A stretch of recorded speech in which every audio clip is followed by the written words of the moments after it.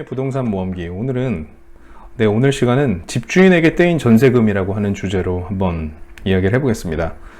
어제 신문을 보다가 본 기사인데요. 상당히 좀 흥미로운 기사 내용이 있어서 오늘 좀 이야기를 드리려고 하고 있고요. 먼저 기사 내용을 보도록 할게요. 네, 집주인에게 떼인 전세금이 올해 1681억 원, 거의 1700억 원이 육박하고 있다. 그리고 심지어 2년 반 만에 그 건수가 50배 가까이 늘어났다. 엄청 심각한 일 아닙니까? 집주인이 나쁜 놈이어서 집주인에게 떼일 뻔한 전세금이 1700억 원이나 되고 있고, 이게 2년 반 사이에 50배나 늘어나고 있는 아주 심각한 상황으로 느껴지는 기사입니다. 네, 이 기사를 한번 읽어볼게요. 네, 지난번에도 설명드렸었던 전세보증, 반환보증보험 있죠. 허그에서 운영하고 있는 SGI도 있고 허그도 있는데, 반환보증 가입자에 대해서 허그가 대신 돌려준 건수가 1700억 원이 넘었다는 얘기입니다. 그리고 보증액도 17조 원이라는 얘기입니다. 엄청나게 많은 건수가 아주 실적이 잡혀 있죠. 어떤 것이 문제인지 봅시다. 정동현 의원이 얘기했어요. 허그, 그리고 국토부 허술한 심사, 그리고 정보가 칸막이 쳐져서 잘 못 보는 문제 때문에 전세금을 상환할 수 있는 능력을 잘 볼 수 없었고, 그래서 보증보험을 실행한, 그러니까 전세 보증금을 못 갚은 사고가 발생한 것이 엄청나게 증가하고 있다, 이런 내용입니다. 주택도시보증공사가 올해에만 약 1700억 원에 이르는 전세금을 대신 지급해 주었다. 여기 이런 대목이 있어요. 그죠? 또 이런 대목이 있습니다. 서민들의 전세금 불안을 근본적으로 덜기 위해서는 허그에 이 전세보증금 반환보증 제도를 아예 선택이 아니라 의무적으로 가입할 수 있도록 전환을 하고, 그리고 집주인의 보증금 변제 능력을 아주 임대사업자의 정보를 국토부와 허그가 더 꼼꼼하게 따져서 열람할 수 있어야 된다, 이런 내용을 제기를 했습니다. 네, 여기 보면 도표가 있어요. 도표를 한번 보실게요.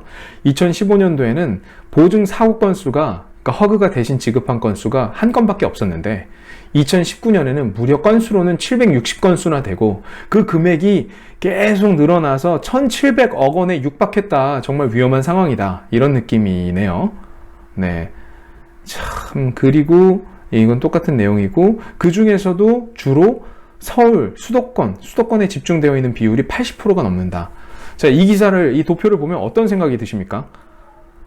전세보증보험이 허그가 대신 지급해준 전세 보증금, 대신 지급해준 건수가 기하급수적으로 늘어나고 있고, 2년 반 전인 2016년에 대비해서 무려 50배 이상 증가했으며, 그 금액이 1700억 원을 넘을 만큼 위험해지고 있고, 그거는 나쁜 임대사업자, 집주인이 세입자의 전세 보증금을 떼먹으려고 했기 때문이다, 이런 느낌을 줄 수 있어요. 그리고 심지어 그러한 대부분의 건들이 수도권에 집중되어 있다. 지방 말고 수도권에 80% 이상 그런 문제가 생기고 있다, 이런 내용입니다. 이렇게 보이고 있어요, 기사가. 자, 수백 채의 짐을 갖고 보증사고를 내는 불량 임대사업자와 그런 불량 주택에 대해서 허술하게 심사를 하고 있기 때문에 그런 책임도 크고 있고, 그래서 이런 것들을 시스템을 개선해서 전세금을 떼먹을 가능성을 원천 봉쇄해야 된다. 네, 뭐 좋은 얘기죠. 이런 내용입니다. 네. 자, 한번 댓글을 한번 볼까요? 전세금을 못 돌려주면 소유권을 즉시 세입자에게 줘야지. 전세 보증금 떼어먹는 인간은 참수시켜 죽이던지 삼족을 멸하게 해야 된다. 와, 사회 초년생이나 신혼부부들에게 도저히 감당할 수 없는 삶의 의욕을 완전히 꺾어버리는 악독하고 악랄한 사람들이다. 뭐 이런 내용들 다 지금 부정적인 내용이 엄청나게 많습니다. 네, 댓글 중에 보면 380건이 거의 다 지금 화가 난다라고 이제 얘기를 하고 있네요. 네. 자, 그래서 조금 더 자세하게 한번 알아보도록 할게요. 이 기사를 보고서 드는 느낌을 먼저 이렇게 생각할 수가 있죠. 집주인에게 떼먹은 2년 반 사이에 아주 그러한 사건 건수가, 사고가 50배나 증가했다. 이 문장에 대해서 먼저 좀 생각을 해보도록 합시다. 이게 정말 그런 건지, 어떤 그 의미에 대해서 잘 파악을 해볼 필요가 있죠. 자, 그럼 먼저 이 사고 건수, 아까 도표로 다시 돌아가서 사고액이 증가했어요. 1,700억 원으로 증가를 했는데, 보면 사고 금액만 증가를 했습니까? 보면 실제 보증 실적에 대한 건수도 엄청나게 증가했어요. 보증 실적에 대한 건수뿐만 아니라 여기 보면 이 실적, 매년 내가 대신 돌려주기로 한, 허그가 대신 돌려주기로 한 약속한 금액이 작년에는 19조, 올해는 절반밖에 지나지 않았는데 벌써 17조 원. 벌써 작년치만큼 따라왔죠. 그 얘기는 뭐냐면 벌써 보증 실적 자체가 어마어마하게 컸다는 얘기입니다. 사고 건수만 놓고 집중해서 볼 것이 아니라, 사고 건수만 볼 것이 아니라 여기 보면 실적 자체가 규모가 엄청나게 늘어났다는 얘기죠. 그 얘기는 뭐냐면 매년 2배 이상 실적이 성장하고 있는데 거기서 사고 건수가 자연스럽게 이제 늘어났는데 그것을 아주 사고만 크게 늘어나고 있는 것처럼 오해를 할 수가 있다는 거죠. 이 기사를 보면. 그러니까 보증 건수가 늘어나면서 자연스럽게 이제 사고 건수도 증가를 했고 보증되는 범위가 넓어지다 보니까 사고액이 좀 금액이 좀 이제 커진 것처럼 그렇게 보이고 있다는 겁니다. 그리고 여기서 또 한 가지 중요한 함정이 하나 숨어 있는데요. 여기 있는 사고 건수라고 얘기한 거, 허그가 대신 돌려준 그 돈이 올해 일어나서 문제가 생겼기 때문인가요? 전세 계약을 하면 내가 올해 계약했는데 올해 돌려주세요 하는 일이 생깁니까? 아니죠. 전세 계약은 2년 단위로 계약을 하기 때문에 여기 있는 사고 건수는 분명히 재작년 2017년에 계약을 했었던 건수로부터 발생한 보증금의, 사고가 난 보증금의 어떤 합계일 것입니다. 그리고 전세 기간을 1년, 2년 전에 있는 걸 가지고 마치 올해 이게 그 사고가 1,700억 원을 육박해서 아주 커지고 있는 것처럼 얘기하는 것 자체는 사실 좀 잘못 해석하고 있는 거죠. 오해를 불러일으키기 충분한 그런 내용으로 생각이 듭니다. 네.